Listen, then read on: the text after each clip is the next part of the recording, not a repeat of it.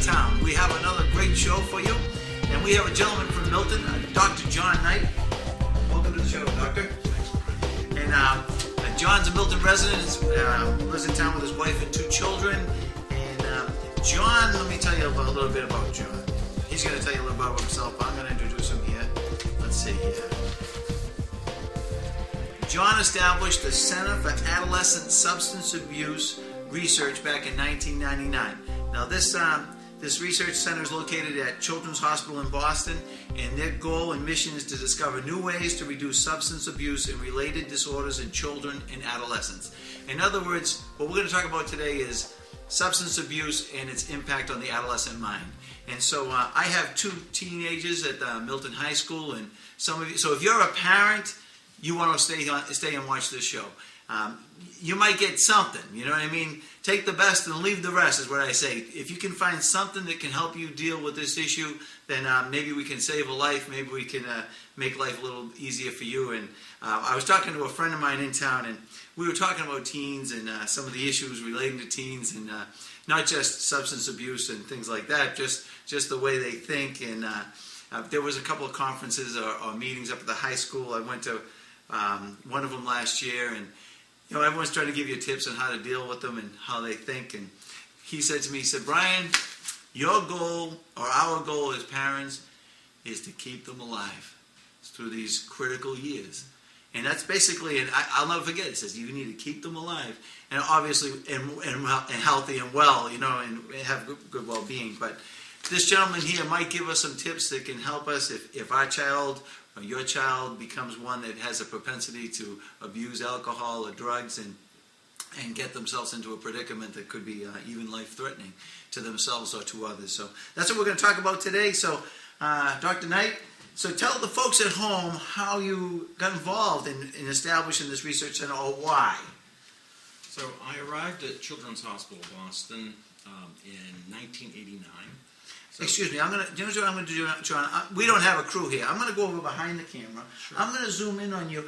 I'm going to talk a little bit from there. Sure. So people can see you a little bit better, and you can tell them. And I can even ask some questions from this side of the camera. You're the producer. You're the director. I think you're the editor. I feel good being in your hands. Okay. Tell the folks a little bit how you got involved. So I've been at Children's Hospital now for more than 20 years. I began my career as a general pediatrician, and then I started to focus on child development and behavior, and that actually is my current specialty. I began a very small adolescent substance abuse program in the mid-90s because previous to that, the hospital had no services related to substance abuse. Now that's ironic because Children's is a wonderful place. They had a program for every disease known to man except one. There was no program for addiction or substance abuse. So they were excited that they had someone who was interested in beginning it, and I was given some resources, and we started. The other part of my career moved on, and I became service chief on one of the medical inpatient units, and I really believed I had found my groove and that I would move in that direction, and then something happened. What happened is a teenager named Ryan Whitney, who I had watched grow up in my neighborhood. Here in Milton? Here in Milton, right near Frothingham Street, that area we call the Milton Triangle. Ryan, I had known who he was from a very young age. His dad was a professional colleague of mine, Dr. Richard Whitney, well-known cardiologist at Milton Hospital in South Shore. Wonderful family. We had a lot in common. And Ryan was friends with our paper boy. He played on our street. And I had a son who was about a year younger. So I felt there was some connection. In the middle of the summer, actually on the evening of July 31st, Ryan went with a few friends up to the quarries to drink, which generations of young people have done in Milton and Quincy, including my generation. How old was Ryan at the time? He was 19. Okay. And he disappeared from the edge of Lyons Quarry at around 1 or 1:30 a.m. on August 1st, and it took divers 4 hours to recover his body. And that evening, the 6 p.m. news showed a video clip of his dad, Dr. Whitney, climbing into the back of the ambulance, the fire department vehicle, up at the quarries to identify the body of his only son. And I just couldn't get that picture out of my mind. I realized if this could happen to a nice family like the Whitneys, to a boy in my neighborhood like Brian, it could happen to anyone. It could happen to my family. It could happen to my son. And it changed my career direction. And I currently focus 100% of my time. My wife would say 120% or 150% of my time on this issue. And we're trying to save lives and make a difference. And so how are you doing it? Now, you developed the research center over at Children's Hospital. And so, in some of the literature you mentioned that it's a scientific approach. What do you mean you've taken a scientific approach to this? So our work is research guided. So we're basing it on the latest neuroscience that's available, on research conducted by other very reputable scholarly groups in the U.S. and around the world. And then we conduct our own research. I am probably the luckiest pediatrician on planet Earth. Since beginning this work at the center, people have arrived that have just such outstanding talent. Their careers will surely eclipse mine. And it's such a great blessing to work with them and to help mentor them, to give them the resources, materials, and collaboration to make them successful. So we have a whole cohort of young leaders in this area. Some of the areas that we have become international leaders in research involve medical management of adolescent substance abuse, what primary care doctors can do, how can pediatricians screen adolescents, give them brief counseling that makes a difference and doesn't tie up the office. We are looking at new behavioral therapies for adolescents who have more severe problems that are coming into care at our clinical program. We began the clinical program in the year 2000, and the first year, the psychiatrist and myself, which was the total staff, saw 37 patients over the course of a year. This year, we'll have 3,000 visits. Wow. And 16 people who are working full and part-time in this area and saving many lives, preserving futures, and strengthening families. It's incredibly rewarding work. The systems that we put in place, the therapeutic groups and medical management strategies have been successful beyond my dreams and beyond anyone's imagining. So this is not a hopeless problem. If we can get these kids into treatment early and we can give them treatment that's research-guided, scientifically sound, developmentally appropriate, and family-focused, the potential prognosis is extremely positive. Well, there obviously is a challenge with this in our society, not just among adolescents, but everyone. I know, I said to someone the other day, I said, anyone in your family tree ever suffer from alcoholism or substance abuse? And he said, no. He goes, I'm the first one, and he jokingly. And that's unusual because almost every family that I know now, my last name is Kelley. Yeah. Enough said. Do I have to go any further? And I have another friend in town who communicated with the children at a young age that alcoholism runs in their family, they told her.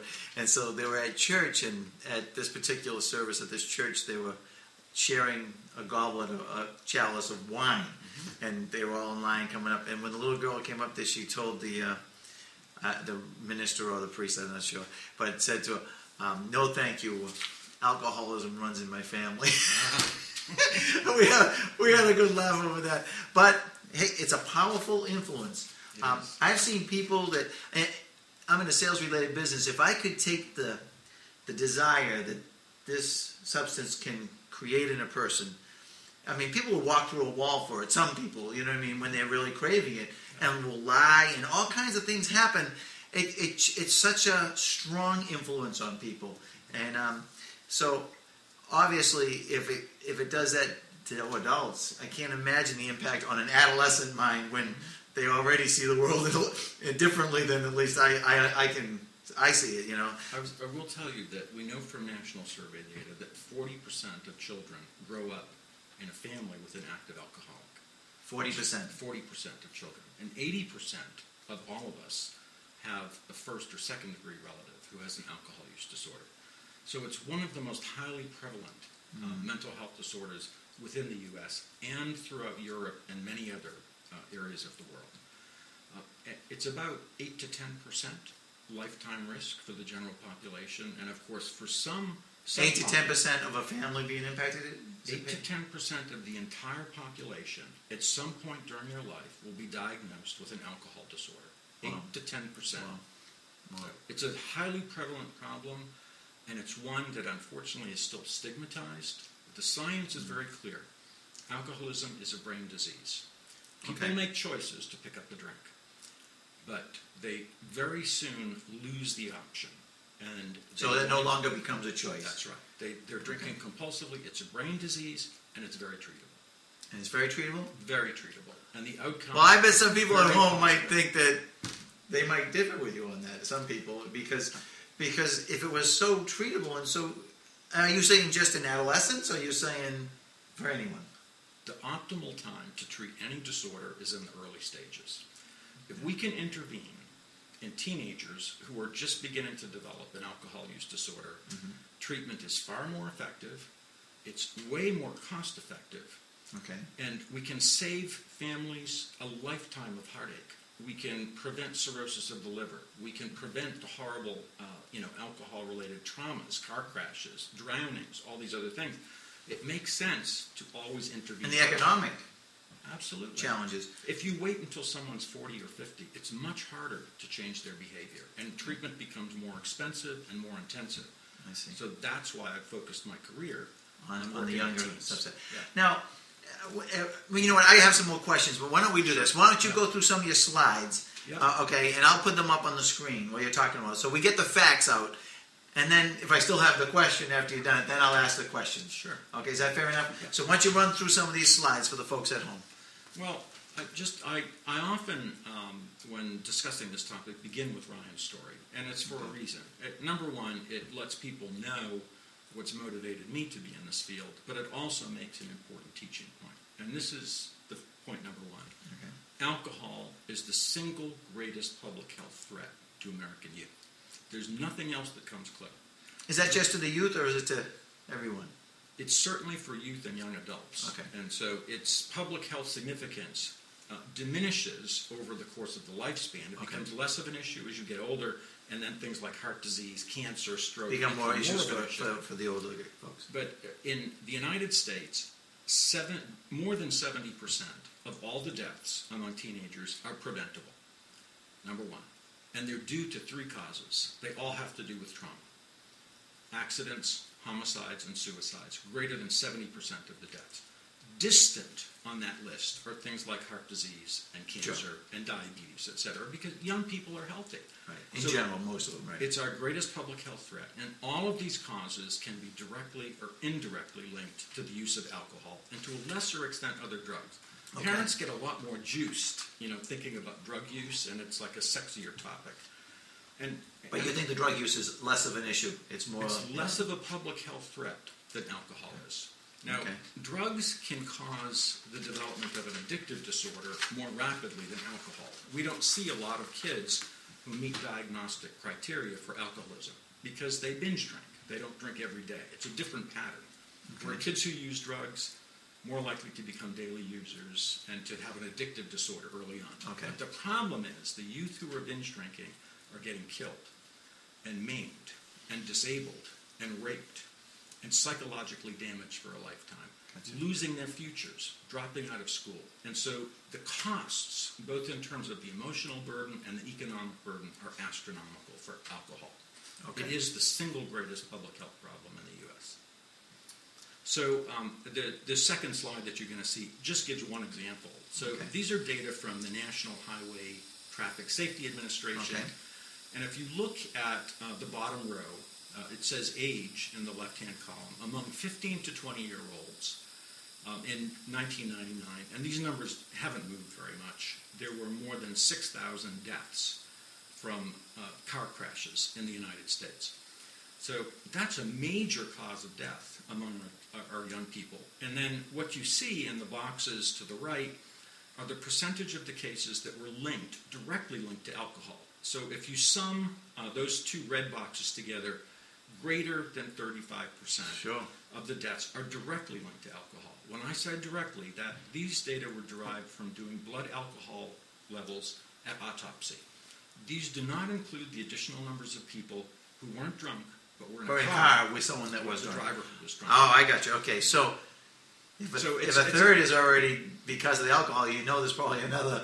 It's up to, it could be 50 40%. to 60%. There are other kids who actually are pedestrians and are drunk and are run over by cars or hit by someone because they're too intoxicated. We actually had that occur in Milton some years ago. It was a famous case. There were some well-intentioned but very misguided parents who arranged an alcohol party for their kids to celebrate a graduation. Mm-hmm. They took away the kids' car keys and then let them play drinking games. One of the young men got so drunk he couldn't drive, so he started walking home, passed out in the street, and a motorist ran him over and killed him. God, you think you have everything covered, and you think you're doing. So, that's why parents are going to want to know, what can we do? Because these are some of the issues, Should we let them drink? Should we not? All these are things that... because everyone wants to do the right thing. Yeah. Do you want to skip to that one now? Well, go ahead. No, whatever you... you pick what you think we should go over. Well, I just want to mention a little bit of the neuroscience, because the past decade we've had enormous gains in neuroscience. Okay. So the first slide is obviously a comical cartoon of what's going on in my teen's brain. You see the sleep center, the music land, which is huge, common sense. They're developing that one with the iPods. It's microscopic, and the snark gland. The snark? Snark is shorthand for snide remark, and so that teenagers is right don't under have snide remarks. Certainly not yours or mine. So, but in any case, the second cartoon is a serious representation of what goes on in your teenager's brain, and there's a very simple lesson. Development in the brain occurs from the back to the front. The back develops first, the front develops latest. And development continues to occur up into the third decade of life and perhaps beyond. So into your 20s, possibly your 30s. That's why we say that teenagers have no frontal lobe. Because it's the last area to develop. That's exactly correct. And then you have to figure out what does that area control. Exactly right. So what does that? You've studied the neuroscience. So what does that area control? So tell the folks at home, they can see it on the slide. The first things that your teenager develops are visual ability, motor coordination, so that they can walk around and get themselves into trouble and bump into things, and then sensation, movement, and then memory develops a little bit later. And then the reward pathway and the pain pathway, which gives you feedback to modify behavior, that comes relatively late. And the very last thing to develop is the prefrontal cortex, which controls impulse control and judgment. So judgment comes last. This is evidence that God, in fact, does have a sense of humor, that he built us, in this very interesting way, so that, in fact, teenagers and young adults need parents. They need adults in their lives. And if there's one thing that we could accomplish from this conversation today, I'll tell you what I wish it would be. Okay. Is to empower parents. Okay. Parents can make a huge difference in their teenager's life.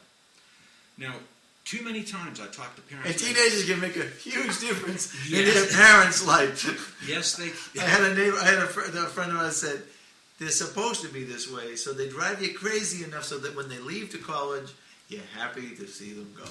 Well, so I have a confession to make. Go ahead. I love teenagers, which is why I focus on this age, and I love working with them, and I love my own teenagers. Sure. It's a fascinating age, because for the first time you can actually have adult conversations. Your children, for the first time, they have their own opinions.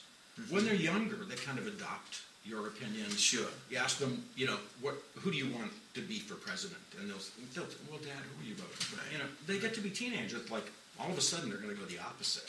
They're talking to their friends. And so to me it's fascinating.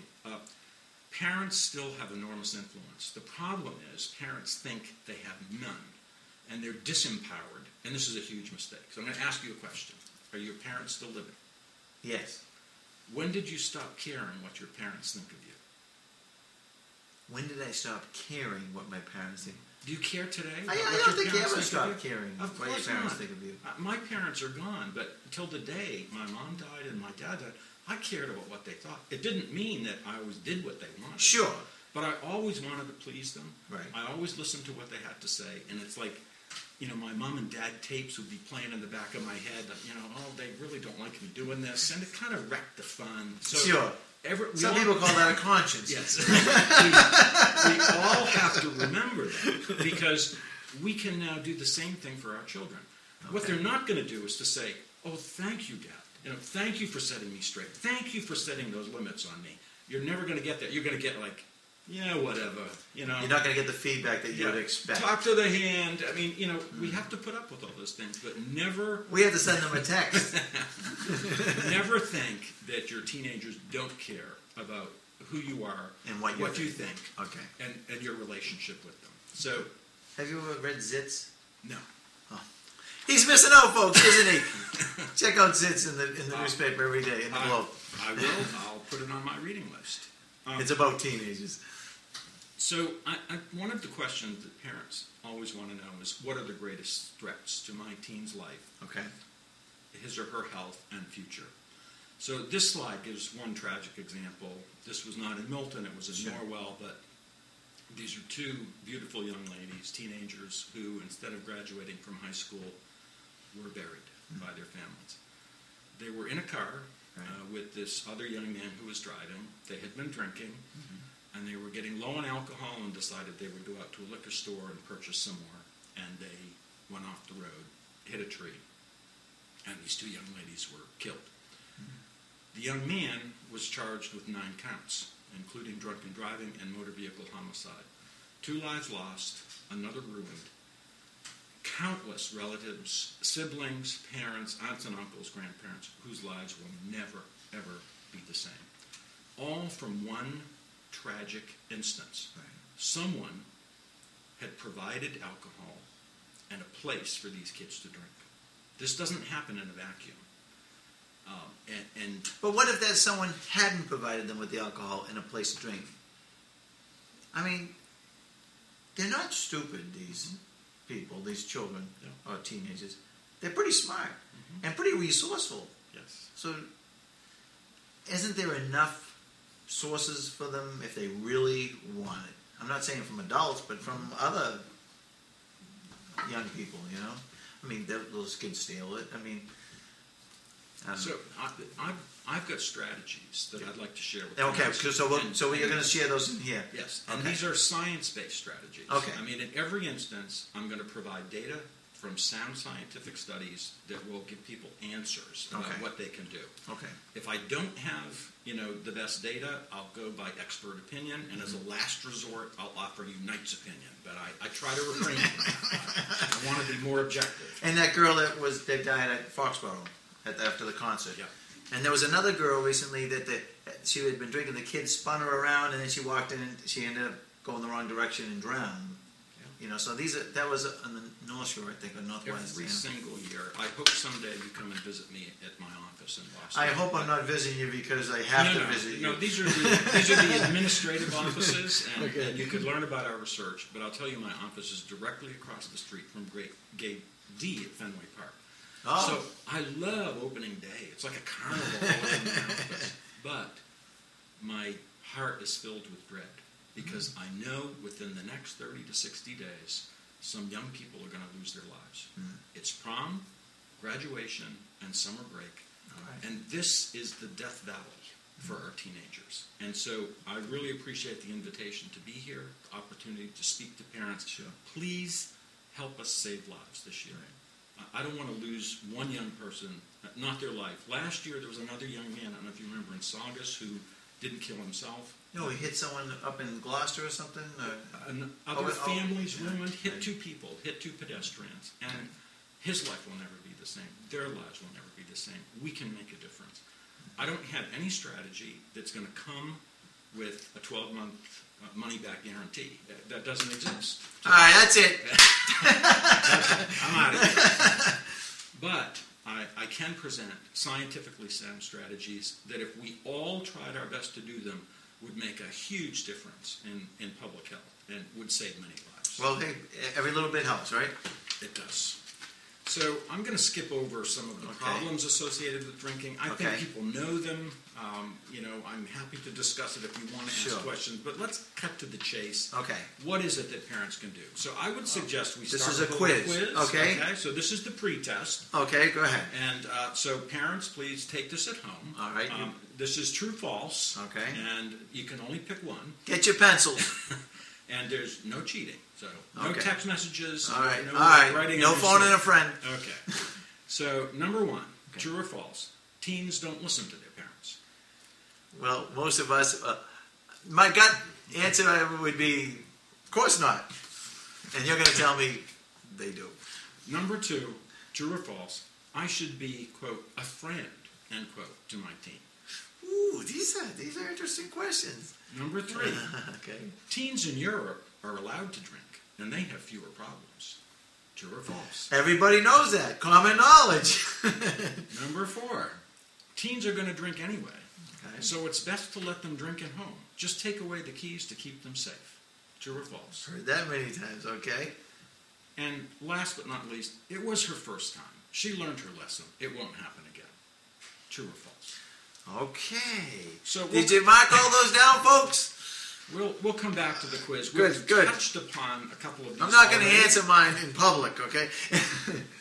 So let's take a look at the science. This slide presents a very simple study where the investigators compared permissive households with non-permissive households. So permissive is do what you want, kids. You're going to do it anyway. Okay. Non-permissive is we have rules, we have expectations, and we really need you to keep to those, and we're going to enforce them for your own benefit. So not a fun position. None of us love doing that. Right. But you know what?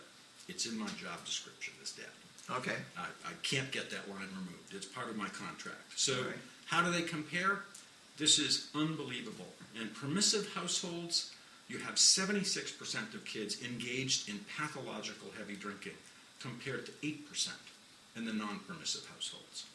So that's 9th grade and 11th grade. The difference is a little bit diminished, but highly significant. This is a 3-to-1 effect. Sure. I mean, few things reach this level of effectiveness in science. 74% versus 27%. So do your kids a favor.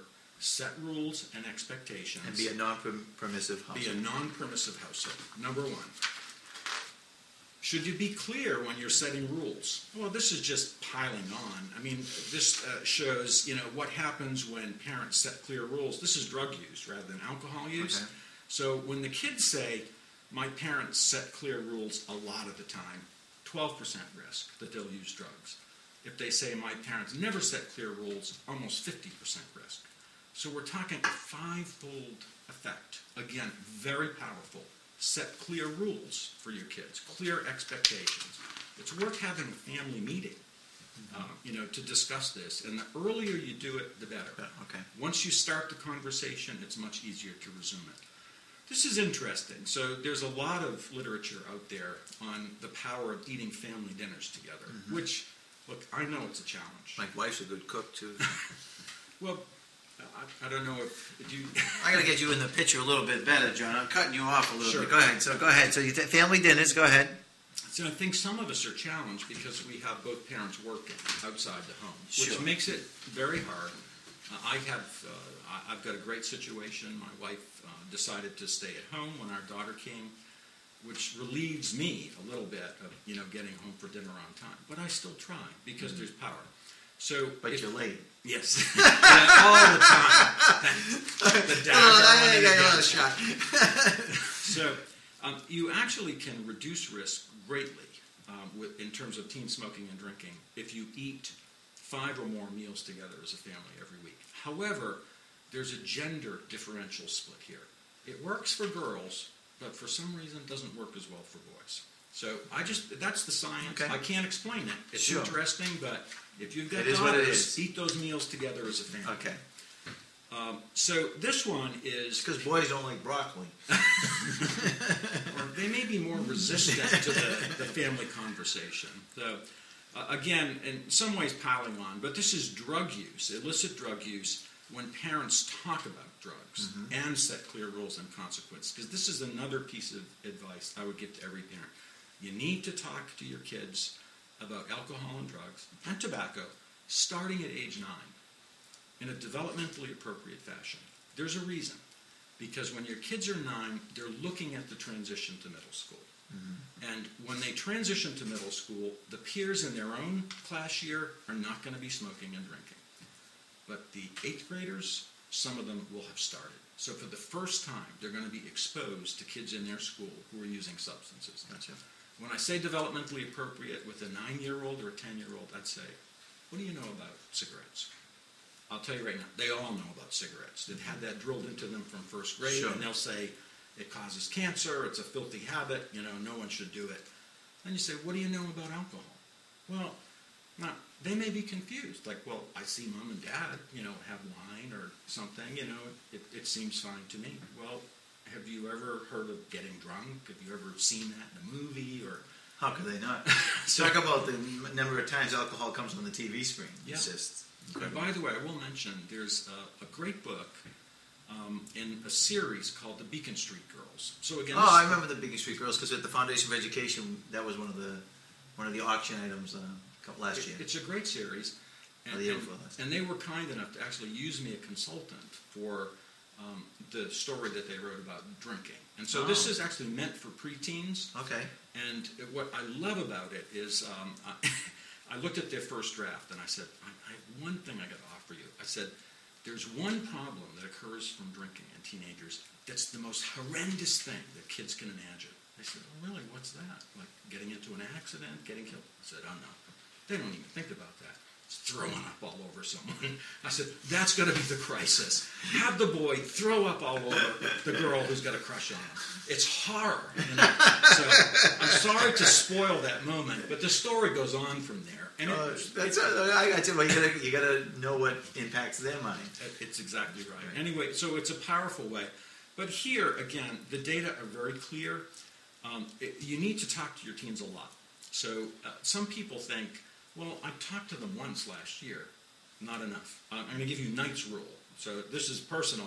But Knight's every rule night. Well, not quite. Okay. But if your kids don't complain to you, oh, Mom, not that talk again, you're not speaking to them often enough. Oh, okay. So, I got you. Okay. And the ways to do it are, number one, find captive moments. I'm going to define a captive moment. In the car? In the car is one. My personal favorite was a ski lift. With my son, I had 7 minutes where he had to listen or jump. And he never jumped. And after... he thought about it. He did. But after the first year, we'd get on the ski lift and it'd say, go ahead, Dad, start the quiz, let's get it over with. And it became kind of like a fun joke between us. I got you. But car rides are good. And then the other thing is to use teachable moments. Teachable moments are stories in the newspaper, alcohol-related crashes, sure. Other tragedies that befall teenagers. And it's just a matter, don't preach to the kids. They don't want a sermon. It's like, did you see the story? But keep the awareness. Yeah. Did you see this story? Right. Do you know these kids? How do you think their friends felt? Right. One of the things developmentally is teenagers often look at accidental death or even suicides. It's somehow heroic. It's like everyone misses you. So they're not turned off with the idea of dying. Now, did you hear what he just said? Now, I never knew that. No, I mean, their inward response is, well, then people would miss me. The boy that I liked who, spurned me, now he'll feel guilty. It's like, So I never focus on you could get killed because that's not a big deal for them. It doesn't reach them where you need to reach them. What I say is, do you have any younger brothers and sisters? Oh, yeah. My sister Katie is 7 years old. How do you think Katie would feel if you were killed? Silence. It cuts them to the quick. How do you think your mom and dad would feel? What do you think life would be like for them trying to move on with that? So you take the focus of what they're thinking about them, how other people feel. Exactly. That they love. Yeah. Okay. Oh, that's a great tip. Great tip. Okay. So this will help you with. This is about Europe because they don't have any problems in Europe. Everybody drinks. It's a good time. This is about Europe. I cannot tell you how many times that I've gone to speak to parent groups, and I've had someone get up and say, "But Dr. Knight, they start drinking in Europe very early, and the drinking age is only 18, and they're very permissive, and they don't have problems over there like we have here. So shouldn't we lower the drinking age and allow our teenagers to drink?" Not only parents, doctors. Mental health professionals. Believe they gave me the same thing. So it's totally bogus, myth, I just gave you the answer to the quiz. Okay. The problems are much worse in Europe. Okay. There's actually a lot of variation between Northern Europe and Southern Europe, Eastern Europe and Western Europe. But the bottom line is this. They all have higher rates of pathological drinking and drunkenness than the U.S. does. Oh, they do, huh? We have more of a problem than Europe does with marijuana. I don't see Germany. It's a story for another Where's day. the Oktoberfest? Germany is right up there. They're right off the chart. It's interesting. Denmark is the highest, and number 2 is the Czech Republic. And we've actually, because of that, we've been involved in research collaboration with investigators in the Czech Republic. And I was just over there last month to report to the Ministry of Health, Ministry of Education about our findings, because they're looking for new So strategies. we are actually coming up a little better than... When it comes to teen drinking, we're much better off. And as far as I'm concerned, Wow. this seals the deal. I'm very surprised at that. This seals the deal on what should the drinking age be in the U.S. Now, when I was a kid, it was 18. Yeah.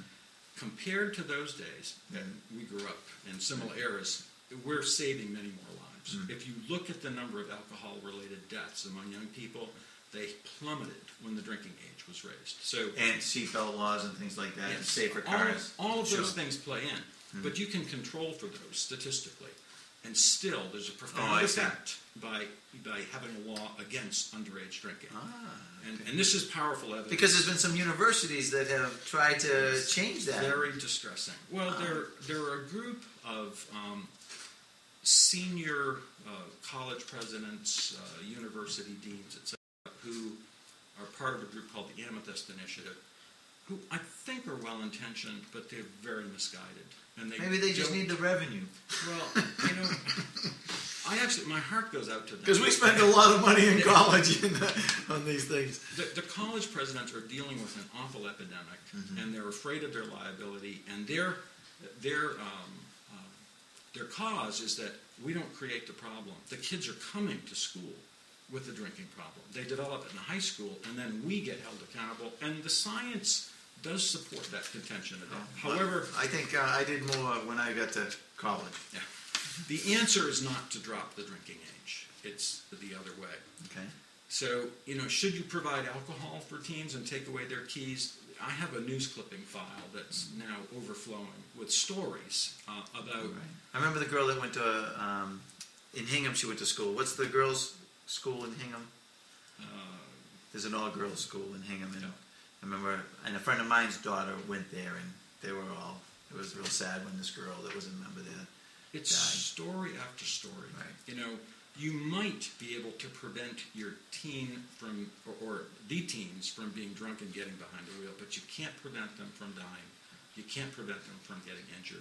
Teens can fall downstairs, break their legs, break their necks, and become paraplegic or die from a closed head injury. They can drown, and they have. And the worst one, in some ways to me, is that they can just pass out, throw up, and choke to death on their own vomit, which has happened time and time and time. I believe again. Don't let your kids... I saw get it in almost this happen to situation. many in college. Statistically, somewhere between 20 and 25% of parents believe in providing alcohol for their teenage children. Well, higher than I thought. Okay. And to me, this is very distressing. They're doing the wrong thing, and I really hope this message gets out to them. If you love your children, you want to protect them, don't ever provide them with alcohol. There is a difference, by the way, I'll just mention quickly, between providing alcohol, which is very harmful, and allowing your teenage children to have a sip of alcohol or even a single drink when they're older at a family event. I see. Or a wedding or a religious Sure. event. That's not harmful. In some ways it could be protective because it takes away the aura of the forbidden fruit.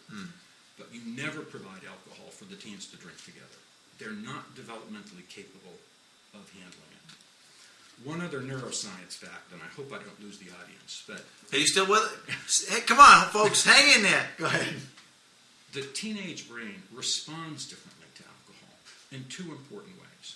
The level of impairment in terms of controlling behavior, visual spatial orientation, driving ability, they are, compared to adults, more impaired, given the same amount of alcohol. However, the opposite is true when it comes to the soporific effect. That's The- a 50 the cent what? word. The for soporific? becoming sleepy. So if you're an adult and you drink a certain amount, you're probably going to nod off and not go out in your car. You just get sleepy. But the teenagers don't. They're up. They're awake at night. Wide anyway. awake and impaired. And so they're getting into cars. Because they're not ready to go home to bed. They're- And they want to go home after the parents are asleep, too. Exactly right. They want to come when it's real quiet. Okay. This is what makes alcohol so dangerous for teenagers. We have laws to prevent teenage drinking, not to deprive them, but to protect them. Okay. So, one other question I'll just broach now is, Go ahead. what do you do if you think your teenager might have a problem? I've gotten this question so many times. So what do you do if you think your teenager has a problem? I wish I had a kinder answer, but I have to tell you the truth. Okay. If you think there might be a problem, there is a huge problem. And the data show that by the time you discover that your teenager is drinking or using drugs, they've probably been doing it about 2 years, and in some cases even longer. This is a study shown on this slide. I copied the actual title of the article because it says it all. Teenagers are right. Parents do not know much. And this was an analysis of adolescent and parent agreement on reports of substance use. So the investigators said to the parents, what does your kid do in terms of drinking and drug use? And then they asked adolescents, what are you really doing?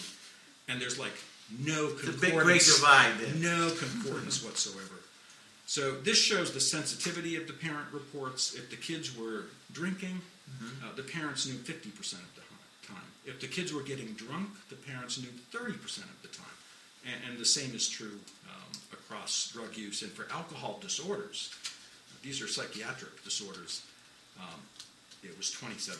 So parents' reports are notoriously inaccurate. They underestimate the problem. If you think your child might have a problem, get a professional evaluation. These slides... Oh, these are symptoms and things like These that. are signs and symptoms. These are common things that parents will see. To make it very simple, what you need to be concerned about are changes in your child's appearance, changes in their friends, changes in academic performance. I'm less concerned when I hear that an average student is continuing to be average than when I hear an honor student has suddenly become average or below average. It's the change that becomes very concerning. Okay. So this one I love. We could actually play a little David Letterman game with this. What are the top 10? 4 top defenses? This is a kind way of saying it. The slide used to say, what are the 4 most common lies that your teenagers will tell you? Right. So Who was my first? it was my first time. So I have to make a confession to you. I actually, in my life, have been stopped by the police for speeding, for going over the speed limit. Okay. Has that ever happened to you? Yes. Was it your first time? Was it the very first time you ever exceeded the speed limit when you were pulled over? Oh, the first time I exceeded the speed limit? Yeah. Oh, no, of course not. I've polled huge audiences. I've asked 1,000 people, and not one hand goes up and says it was my very first time. By the time I got pulled over by the police, I had exceeded the speed limit hundreds of times. I see. So statistically, the same thing is possible. Could it be that your child will get in trouble the very first time? It's theoretically possible. Is it likely? Statistically, no. Gotcha. Okay. So the number 2 reason? All the other kids do it. Not so. So we can actually look at the data. Right. In fact, by senior year in high school, about 3/4 of students will have had a drink. Okay. By senior year in high school. How many of them are currently drinking? Less than 50%. How many of them are binge drinking? Less than 1/3. So it's not the majority of students. But that's still a lot of students, though. There are. That's still a lot. Right. The other thing is, I would urge you not to present these data to your children. So when my son was at Milton High... Please tell your kids not to watch Talk of the Town this week. I don't think you have a problem. Well, they might get actually a real hoot out of watching, and they probably would absorb some of the science. But when my son was in high school, he would come home and he would say, "But Dad, all the kids in my school are smoking pot." And I'd say, "Well, son, as a clinical scientist, I can tell you it's actually not all of the students in your school. It's actually a small number. It's about 25%. And It's like he hated that word data, and he just turned off to me so quickly. I changed my tactic, and I'd say, why do you think that's the case? And I'd say, when I go in the boys' room between classes, there's a purple haze, and all of the boys are in there smoking pot. So then I'd say to him, were all of your friends in the boys' room? No. So how many close friends do you have? Oh, Will and Harry and so on. How many of them are smoking pot? Well, none of them are. I'd say, well, I rest my case. How many boys in the school? There's 300. How many were in the washroom? 10. Exactly. How many were smoking? 3 of the 10. Right. But I think we have to see it from their perspective. Sure. Substance use is very visible, and it creates anxiety in kids who don't use. Right. In many ways, substance use is like an infectious disease. Right. Kids in the teen years exist in small groups. Right. Your daughter, mine, all of our kids, they have a circle of close friends, maybe 8, 10, 15. And for a while, none of them are going to be drinking or smoking pot. And then 1 or 2 are going to come and say, oh, we tried it. Oh, it was such a blast. You got to do it. Now you've got an unstable situation. For the kids who haven't used, what are they going to do? I mean, they're not going to remain friends when one group party and the other group's not. Do I go with my friends and betray my own values and what my Is it true parents they're not want going me to remain friends? Because I've seen some cases where some have. Very, very hard. Okay, but there are some that have, and never drank or abused and got through it. You know what I mean? It's possible, but what the science shows... Again, it's one of those things... It's one by one the other kids join the users. Ah, okay. So one of my goals in life is actually to scientifically study, can we reverse the process? Can we reverse peer pressure? Can we train kids to say, when your close friend first comes to you and says, I went out and got tanked last night and it was a gas, to go to them with another friend and say, we care about you. And our friendship is so important. We don't want you to do that anymore. We're not going to do that. And we don't want something happening. Please don't do it anymore. Right. That's never been tried. So that's something you're working on now. It's something we're working on. It's in the developmental stages, and I don't have science to support it other than indirect science, but I would really encourage parents to talk to your kids about it. So, the next defense is I was only holding it for a friend. Now, this applies more to drugs than alcohol. Okay. So, and this is really the most common story. So, you have an office. I want you to picture, I walk into your office one day with a brick of cocaine. I say, Brian, would you mind if I put this in your file drawer? Would you hold this brick of cocaine for me? You're going to say, sure, John. Sure. I mean, it never happens. Right. So parents, you can't fall for that. They're not holding it for a friend. They're holding it for themselves and their friends. I got you. And the fourth one, which is sad, is it'll never happen again. For those of you who are going to take the quiz, we just gave you one of the answers. I wish it would never happen again, but without intervention, it will happen again. Okay. And there's your website so they can see that. So folks can go to the website and get more information on this. Well, this is actually a treatment locator. So for parents who are looking for treatment a place resources, to bring, okay. Absolutely. Okay. We do have a program at my hospital. I'm not here to plug it. Okay. But go ahead, plug it. Well, there are very few places you can get developmentally appropriate care for teens. Okay. They're usually mixed with adults, and it's really dangerous to do that. Okay. So at Children's, the ASAP program is adolescents only. We're science-based, and we have terrific outcomes. I don't make money on patients. In general, I lose money, so if I get more patients as a result, I'm going to be poor tomorrow. So I don't feel like it's a conflict. The number is 617-355-ASAP, or 2727. Okay. And some these more are, resources. I'll leave this on the resources. screen for the Sure. folks, okay? Yeah. And go to where are the answers to the test questions. Okay, let's take the quiz. Okay, get the papers out. Come Get on, your folks. pens. Everyone get ready. No cheating. No peeking back. All right. There's there the it quiz. is. Okay. Okay, so you might want to show these one by one. So first question, teens don't listen to their parents. False. Okay. I should be a friend to my teen. You know what? My daughter has enough friends. She doesn't need another friend. She needs a dad. Okay. And she needs a mom. We know about Europe. That was pretty obvious, that wasn't one it? was false. Okay. Teens are going to drink anyway. Yeah. Let them drink at home. Take away the keys. Absolutely not. Okay. Double false. And it's the first time she learned her lesson. It won't happen again. Unfortunately, it's false far more often than it's true. Okay. And we're running out of time, folks. And I know you've done a great job providing a lot of information, some of the science behind it and the stats, so people realize, some of the myths that we go through life believing. You know what I mean? We'll call you one of the Mythbusters. Okay. Matter of fact, you should write to them. Be on the show. Okay. But so these are some tips for parents here. Alcohol and drugs are bad for teens. You need to set a good example. You need to talk to your teens. You need to set limits. You need to check on the social plans. Know where the kids are. Call other parents. When your kids are going to someone else's home, call the other parent. And I'm sorry to say this, but you can't always believe the other parent. And so I check up after my teen goes to make sure that the mom is actually there. Gotcha. You can also use your cell phone, have your kids send you an email with the photo attachment showing the mom actually there. There's lots of things you can do with the 10. Yeah. You can make a difference. And so, folks, this is a serious thing. We're talking about maybe saving some young lives here, and it could be your child's life. So this is a big deal. We appreciate you coming on the show. I know I had let me see if I covered all my other questions.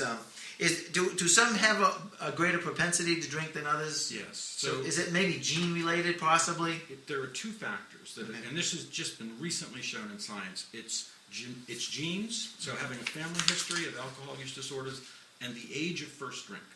The younger you are when you pick up your first drink, the greater the risk of becoming an alcoholic later in life. If you have a family history, postpone the first drink till age 21. You will reduce your risk by a factor of 5. 5 times? 50% down to below 10% by postponing the first drink to age 21. Okay. So, again, that's the same reason why some drink and others don't.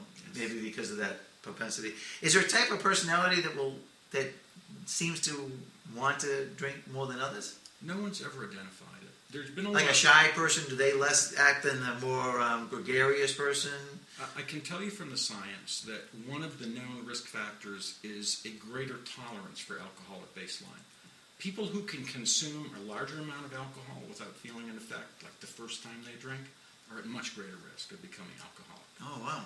So having more tolerance at baseline is a big risk factor. I will tell you about tobacco. As a young teenager, my neighbor, we had a cigarette, and I had like a whooping cough, and it was bad. And so I inhaled. I went, it hurt so bad. I mean, I coughed. I'm so glad I did that because that was my last cigarette. My first was my last. My neighbor, where I grew up, he had it. He continued to smoke. I think it's just been recently that he's been fighting to get off them. We're talking 40 years ago. And so... By the way, one or two last things very quickly. Get your kids involved in after-school activities, sports, music, drama, with the school. Structured time is protected. Getting your kids involved in a religious or spiritual community, your church, your synagogue, helps. It's a huge protective effect. Okay. All right, well, so what can we do? The big issue? Pay attention. Set a good example. Without that, nothing moves. Talk to your kids. Eat with your kids. Eat with them. Listen to them. Pay attention. And stay in their lives. Stay involved. You can make a huge difference. We're talking with Dr. John Knight, lives in Milton with his family.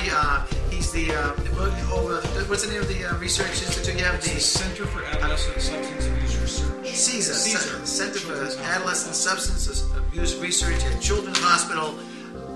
Former pediatrician. You're still a pediatrician. I'm still a pediatrician. And we appreciate you sharing with the folks at home. And thank you for being on Talk of the Town. Appreciate it very much. Folks, thank you for watching Talk of the Town, and we'll see you again soon.